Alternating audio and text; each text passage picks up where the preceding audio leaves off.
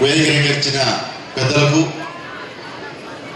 ఈ college ఫ్యాకల్టీకి, principal గారికి, అదే రకంగా మా ముందున్న ఫుల్ ఎనర్జెటిక్ గా ఉన్న యువత స్టూడెంట్స్ అందరికీ కూడా పేరు పేరు నమస్కారం తెలియజేస్తున్నాను.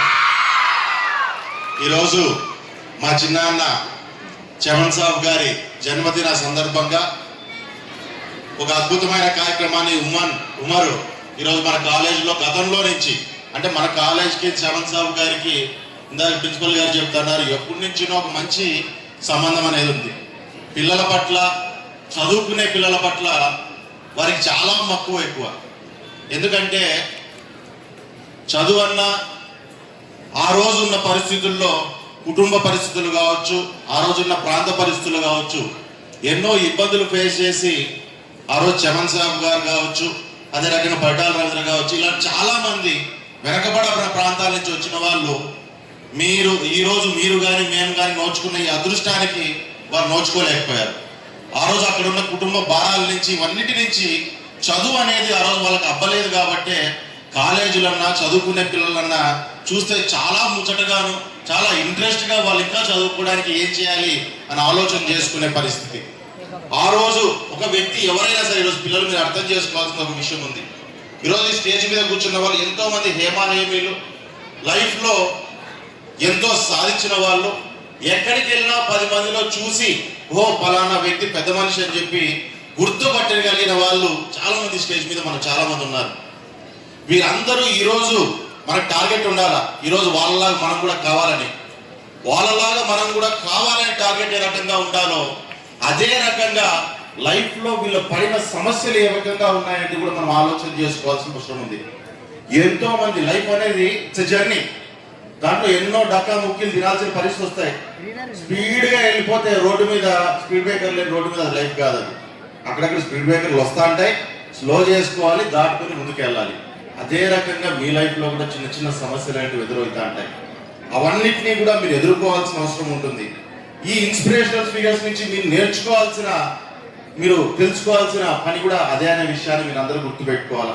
సో ఎటువంటి చిన్న చిన్న సమస్యలను ఎదుర్కొంటేనే బ్యూటీ ఆఫ్ లైఫ్ అనేది ఏంటనేది కూడా మీకు కూడా అర్థమవుతుంది. కాబట్టి జీవితంలో మీరు కూడా ఎంతో ప్రయోజకులు అవ్వాలి, మేము కూడా దాన్ని చూస్తామని చెప్పి మనస్ఫూర్తిగా ఆ దేవుణ్ణి కోరుకుంటున్నాను.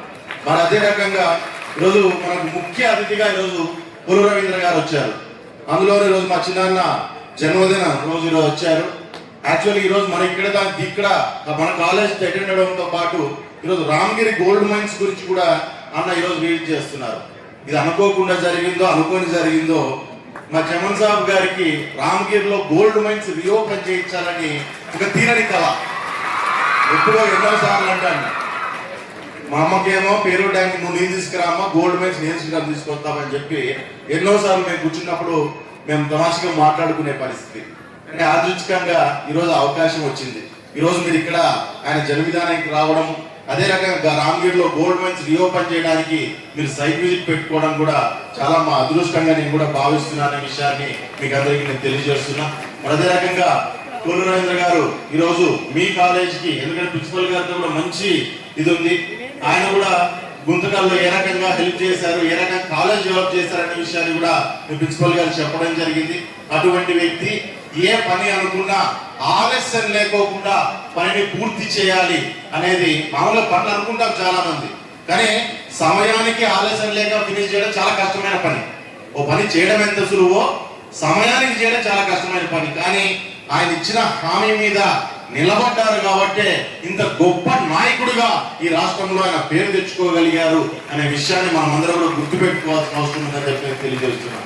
అదేవిధంగా షరీఫ్ గారు వాస్తవంగా చెప్పాలంటే పార్టీకి అడ్వైజర్ కాదు, మాలాంటి చాలా మందికి యువతకు కూడా ఆయన అడ్వైజ్ చేస్తూ ఏ రకంగా నేర్పుతో సొసైటీలో ముందుకెళ్ళాలి అనేది, పార్టీ పరంగా ఇంకో రకం కాదు, సొసైటీలో ఒక యువకుడు, ఒక యువకురాలు సొసైటీకి ఉపయోగపడాలంటే ఎంత నేర్పుతో ఉండాలి, ఎంత పద్ధతితో పెరగాలి అనే విషయాన్ని కూడా ప్రతి ఒక్కరికి అర్థమయ్యేటట్టుగా నాలాగా యువతకు, నాకు కావచ్చు, ఉమర్ కావచ్చు, ఈ రాష్ట్రంలో చాలా మందికి ఒక ఇన్స్పిరేషనల్ గా లేకుంటే ఒక మెంటర్ గా ఆయన ఉన్నారనే విషయాన్ని కూడా మీకు అందరికీ నేను తెలియజేస్తున్నాను.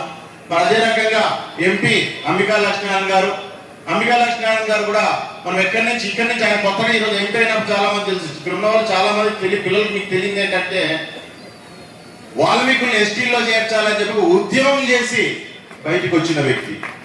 అందరికీ ఈరోజు ఎక్కడ కనపడతాను అంబికా లక్ష్మీనారాయణ హిందూపూర్ ఎంపీ అని చెప్పి, అనంతపూర్ ఎంపీ అని చెప్పని ఎంపీగా మాత్రమే చాలా మంది పిల్లలకు మీకు తెలిసిండొచ్చు. కానీ వాల్మీకుల్ని ఎస్టీలో చేర్చాలి అని 20 ఏళ్లుగా పోరాటం చేస్తూ ఒక ఉద్యమాన్ని నడుపుతూ ఈరోజు సక్సెస్ఫుల్ గా పార్లమెంట్ వరకు ఆ బిల్లును తీసుకోగలిగిన సత్తా కలిగిన వ్యక్తి ఈరోజు అంబికా లక్ష్మీనారాయణ గారు అనే విషయాన్ని నేను బాగా మీకు అందరికి గుర్తు చేయాలి. అదే రకంగా పూర్ణాగరాజు గారు చాలా చిన్న స్థాయి నుంచి ఎక్కడో రాయదుర్గం నుంచి వస్తూ ఆ రోజు చమన్ సాబ్ గారు కూడా చాలా సన్నిహితమైన పొజిషన్ లో ఉంటూ ఆయన కూడా చమన్ సాబ్ గారితో పదవి కూడా పంచుకొని ఆ రకంగా పదవి కూడా పంచుకొని, ఎందుకంటే మంచి సన్నిహితమైన పొజిషన్ లో ఇద్దరు ఉంటూ ఆ రోజు ముందుకు వచ్చిన వ్యక్తి.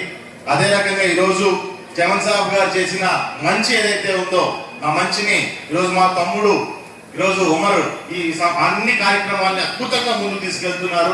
దానికి నిజంగానే ఈరోజు ఈ సభాముఖంగా తెలియజేస్తున్నా చాలా ప్రౌడ్ గా ఫీల్ అవుతాను. ఈరోజు ఇందాక మాట్లాడుతూ మీకు చెప్తాను మా చిన్నాయన అంటున్నా. ఈరోజు మాది వేరే కులం కావచ్చు, వేరే మతం కావచ్చు, కానీ వాస్తవంగా పరిటాల రవీంద్ర గారికి చమన్ గారికి కాదు పరిచయం. మా చిన్నాయన పరిటాల హరీంద్ర గారికి చమన్ గారికి ఇద్దరికి ఉన్న పరిచయాలు, వాళ్ళిద్దరు ఫ్రెండ్స్. ఆ రోజు వారిద్దరూ ఆ ప్రాంతంలో ఉన్న వెనుకబాటుతనాన్ని కావచ్చు, అనిశ్చివేతన కావచ్చు వ్యతిరేకంగా పోరాటం చేసిన వాళ్ళలో పరిటాల హరీంద్ర గారు ఉన్నారు, తర్వాత చమన్ సాబ్ గారు ఉన్నారు.